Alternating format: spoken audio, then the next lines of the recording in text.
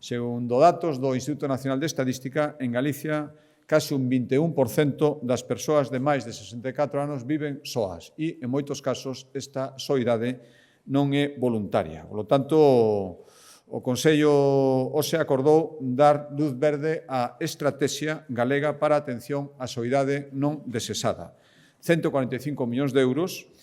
moitas medidas, algunhas xa estaban iniciándose, o que facemos agora é consolidalas, perfeccionalas e incluílas nun paquete moitísimo máis global. Hai moitas novidades, ahora explicar un pouco máis a conselleira, pero por destacarlles unha,